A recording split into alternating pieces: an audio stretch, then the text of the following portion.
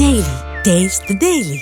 రోజు రోజుకి అనన్య పాండే మాటల్ని గమనిస్తే మెచ్యూరిటీ బాగా కనిపిస్తోంది. చాలా విషయాల్లో సొఫిస్టికేటెడ్ ఆన్సర్స్ ఇవ్వడం లేదు అనన్య.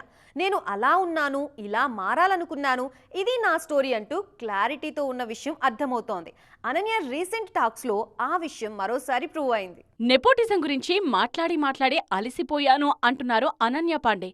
ఆల్రెడీ ఈ ఏడాది పాజిటివ్ బిగినింగ్ తో హ్యాపీ ఫేజ్ లో ఉన్నారు అనన్య. త్వరలోనే మరో రిలీజ్ కు రెడీ అవుతున్నారు. జీవితంలో మార్పు రావాలంటే ఉన్న చోటే ఉంటే సరిపోదన్నది అనన్య నమ్ముతోన్న కాన్సెప్ట్.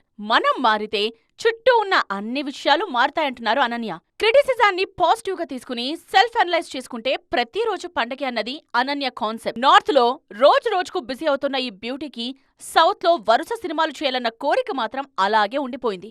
లైగర్ హిట్ అయి ఉంటే సౌత్ లో అనన్య ఫేమ్ మరోలా ఉండేది.